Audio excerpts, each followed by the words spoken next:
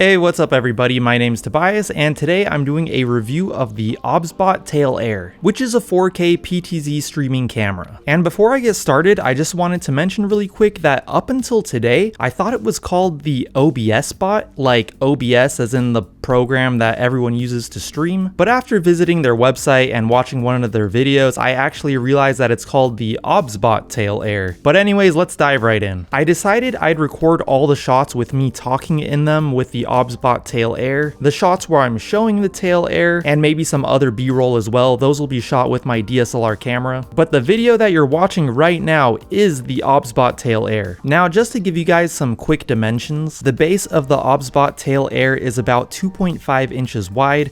The max height is about 5.5 inches tall. If you look at the bottom of the tail air, you'll see that there is a threaded hole so you can mount it on a tripod, which I'm actually doing right now. And it does have a built-in battery, so you can use this thing on the go without it being physically attached to anything. You can also record locally to the tail air by inserting a micro SD card here, or you can stream directly to the platform of your choice, and I'll show you how to do that in a minute. It also comes with this cool case so you can take it places. The inside of the case is perfectly fitted to the tail air, which is great because, to be honest, I do actually get a little nervous carrying the tail air around because I'm afraid if I drop it, it'll mess up the little arm thing. And before I get further into testing this thing out and demonstrating its features, I'm going to go ahead and throw the camera specs up here on the screen. Some of you more experienced camera people will probably benefit from seeing this, as I'm not really a camera expert. But just really quick, it shoots in either 4K or 1080p, and if you want to shoot in anything higher than 30 frames per second, you're going to have to shoot in 1080p. Right now, I'm shooting in 4K at 24 frames per second. You do have the option of using the camera in manual mode and adjusting the camera settings yourself, or you can use it in auto mode, which is what I'll be doing throughout this video. And everything can be controlled with the Obsbot Start App, which you can download for free. When I downloaded the Start App, it walked me through connecting to my Wi-Fi and all that. It was pretty simple. Once you are connected, you'll see the camera view in the Start App and you'll see some controls. I was prompted to upgrade the firmware, and to do so I had to insert a micro SD card. So I got a spare SD card that I had laying around and I formatted it to exFAT. By the way, these are the specs that they recommend for the SD card. I went ahead and inserted it into the Obsbot and I was able to upgrade the firmware, which took a few minutes. The camera had to restart and then I had to connect to it again. You'll also need that micro SD card if you want to record a video with the Obsbot like I'm doing right now. After you insert your SD card, you can record to it by holding down the red button in the bottom right corner and selecting the SD card. Or alternatively, you could select the platform which you would like to stream to. Once you select the platform you'd like to stream to, you'll be prompted to log in. When you are looking at the camera view in the Start app, the large screen is the camera's full view, and then the smaller window up in the corner will be what the stream or video recording sees. Now I'm going to go over the main features of the Obsbot Tail Air. And first, let's go over the gesture controls. If you click the three dots in the bottom left corner of the app, a window will pop up that says AI at the top, and gesture controls right under that. Feel free to click that to see all the gesture controls, which if you want can also be turned off. So right now I'm going to do a screen recording on my iPhone to show you guys what this looks like, because when I do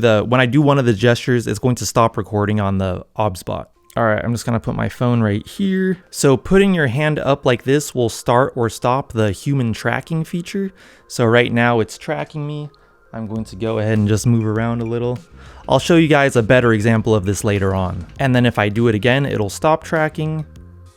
If I do the OK sign, it will stop recording. And if I do that again, it will start recording. Doing the L sign will zoom in and out. Let me just make sure it's doing it. Yep, it's doing it all right. Oh yeah. And do it again to zoom out.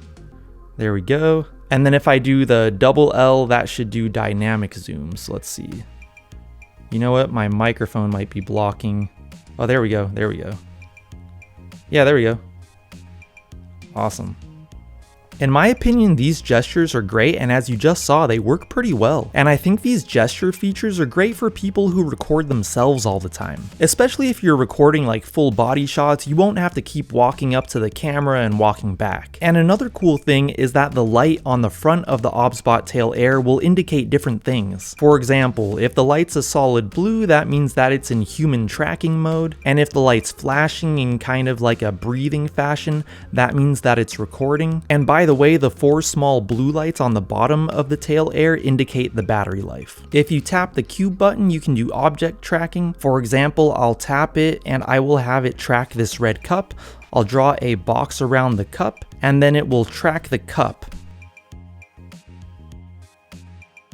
You can also set 3 preset positions here at the bottom of the screen by tapping the P button, and anytime you would like to return to one of these positions, all you have to do is tap one of those P buttons, P1, 2, or 3. You can also just move the camera around freely by holding your button on the screen and then just dragging it around. Or you can also move the camera around by clicking this button here and using these arrows.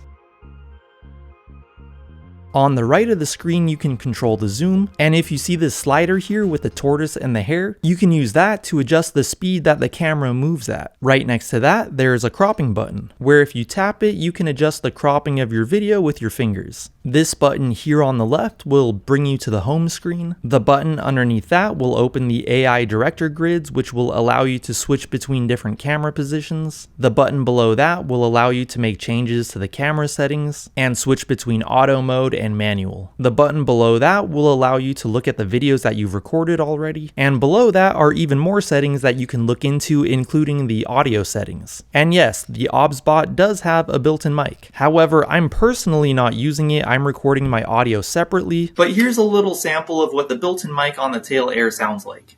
Alright guys, so it's the next day now and I'm actually re-recording this part of the video because the outro that I recorded yesterday just didn't look good. I changed camera positions and the main problem was that I had the Obsbot on the auto white balance setting and it made my footage look really orange. I'm not placing the blame on the Obsbot, it's actually more my fault for not becoming more familiar with the settings before recording. And I think what happens is that when the Obsbot sees a lot of blue, such as the shirt that I was wearing yesterday, my lava lamp, and also my blue curtains back there, it tries to compensate for the blue color by adding more orange. So for this video that you're watching right now, I adjusted the white balance setting manually. So anyways, when it comes to my final review of the Obsbot Tail Air, I gotta say it's pretty awesome. When it comes to the price, I didn't actually pay for it. Obsbot actually sent me it for free to review, but I initially thought the price of $500 was pretty expensive. But after testing it out and becoming familiar with the settings, I was actually pretty impressed by the technology and how the camera almost tracks humanly. It almost feels like a person's actually moving the camera.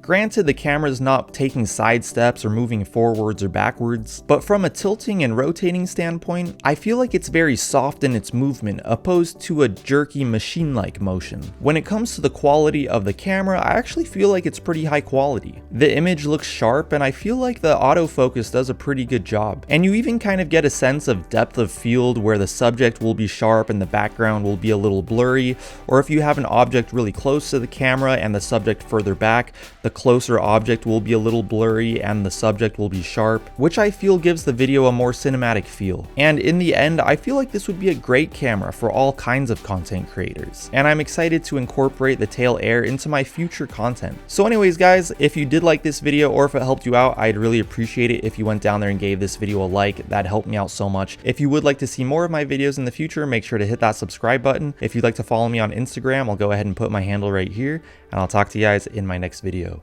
Peace!